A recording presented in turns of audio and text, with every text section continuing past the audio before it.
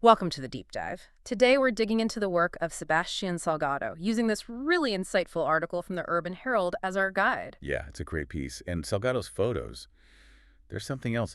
The article mentions how they can feel almost biblical or like a fever dream. It really captures that intensity. Absolutely.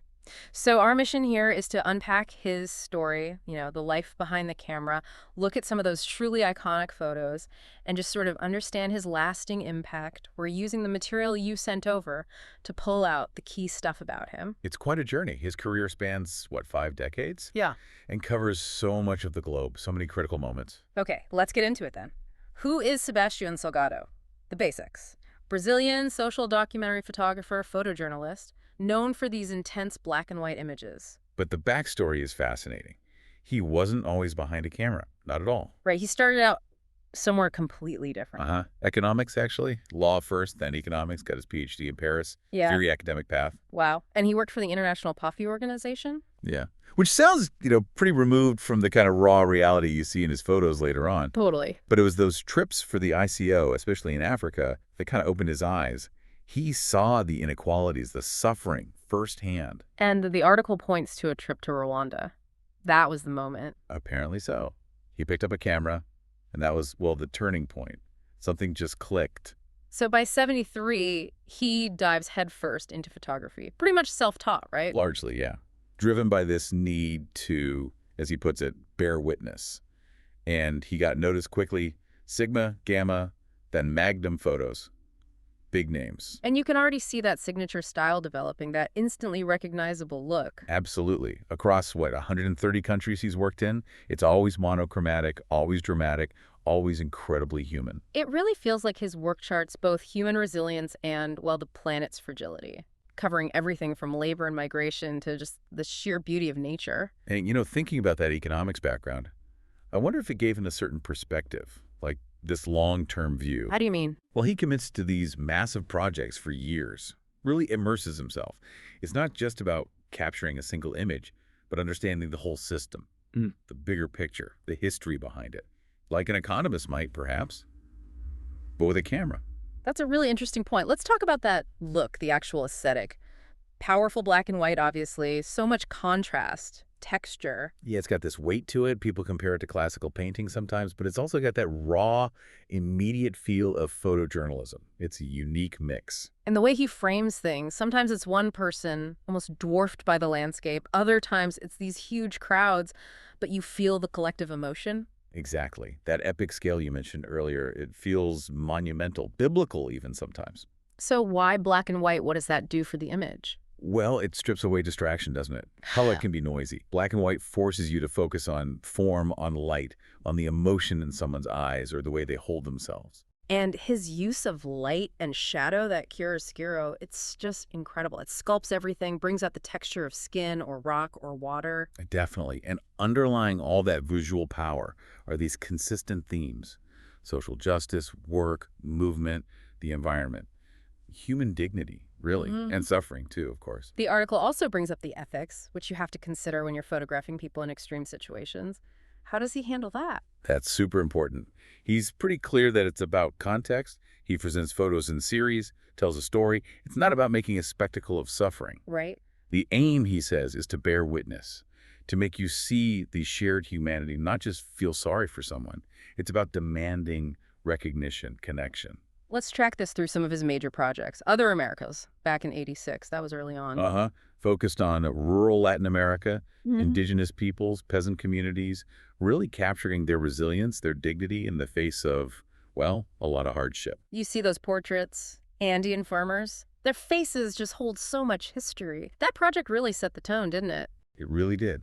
Then, not long after, came Sahel, Man in Distress, documenting that terrible famine in Africa in the mid-'80s. And that image, refugees in the Korum camp, Ethiopia in 1984, it's just seared into your memory. So devastating, but there's still something about their posture. Resilience, exactly. Those photos had a huge impact globally, really showed how photography could be a form of advocacy, wake people up. Okay, then the huge one. Workers, 1993. 6 years, 23 countries. All about manual labor. And this includes probably his most famous single image, Serra gold mine in Brazil. Oh, yeah. Unbelievable. Thousands of men climbing those muddy ladders. It looks like something out of another world. Dante's Inferno, people said. Or building the It's pyramids. staggering, but the project has other sides too, like those really intense portraits of miners in Namibia. Very gritty, very human. So Workers feels like a tribute, but also kind of an elegy for a certain kind of labor that was disappearing. I think so. An ode to endurance, definitely. Yeah. Showing the dignity right alongside the backbreaking difficulty. Then he moves on to documenting human movement on a massive scale. Migrations, or Exodus, published in 2000. Another huge undertaking. 7 years, over 40 countries. Refugees, migrants, displaced people. The human face of all that upheaval at the end of the 20th century. There are some incredibly moving images in there. That mother and child in Rwanda, finding tenderness in absolute chaos. Or Churchgate Station in Mumbai, just a sea of people, constant motion. It captures the pain, but also the hope, the hope involved in trying to find somewhere new. And then, after all that focus on human struggle, a big shift. Genesis 2013. Right, this one felt completely different. His love letter to the planet, he called it. 8 years focusing on pristine landscapes, wildlife, indigenous groups still living in balance with nature. A total change of pace, visually too. You get those amazing shots like the marine iguana in the Galapagos looking ancient and tough. Or the Nanets in Siberia, that connection to the land. The whales, just majestic. Genesis feels like both a celebration and a warning, doesn't it? Look at this incredible beauty, but also understand what we stand to lose. Which leads directly into his latest major work, Amazonia, from 2021. Another epic. 7 years, nearly 50 trips into the Amazon, focusing on the rainforest itself and the indigenous peoples who call it home.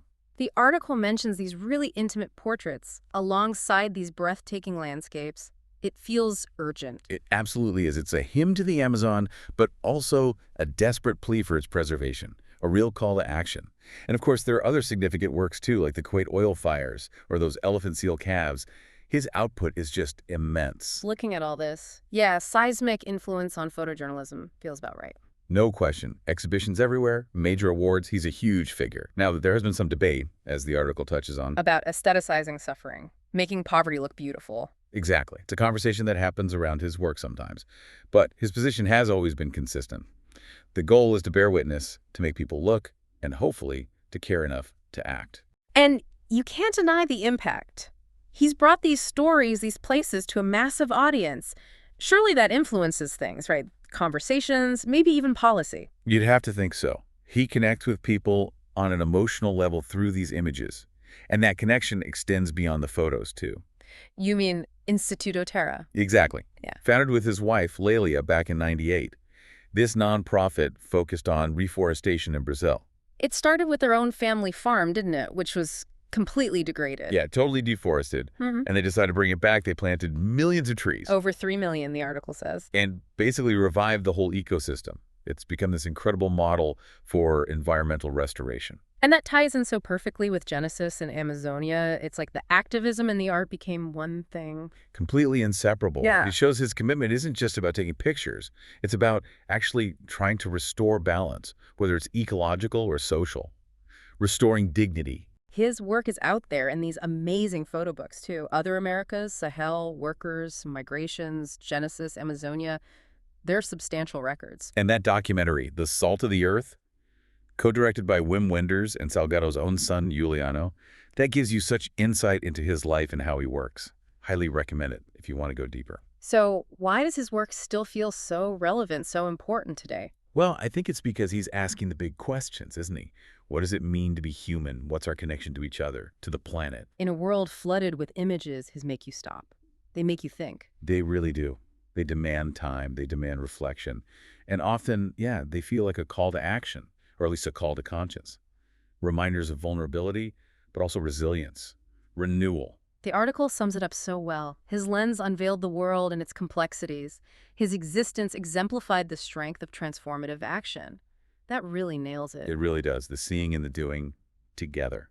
A life spent documenting, yes, but also actively trying to make things better. Okay, so wrapping up this deep dive, using that Urban Herald piece as our map, we've looked at Salgado's pretty unique journey, that powerful black and white style, these huge decade-spanning projects on humanity and nature, and importantly, his hands-on work restoring the environment with Instituto Terra. It's just an extraordinary body of work, isn't it?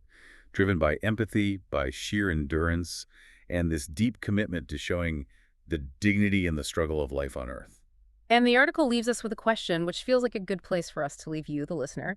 Which Salgado photograph moves you the most? Maybe think about that. Is there one image, maybe one we talked about, maybe another, that just grabs you, makes you pause, reflect, Hmm. maybe even want to do something? It really gets to the heart of his work being those calls to conscience. His photos aren't passive. They're meant to engage you, to make you feel something, think something, perhaps even act. And like the article suggests, checking out those books or the Salt of the Earth documentary. Yeah. That's where you can really immerse yourself in his world, a world that holds, I think, both immense sorrow and incredible hope.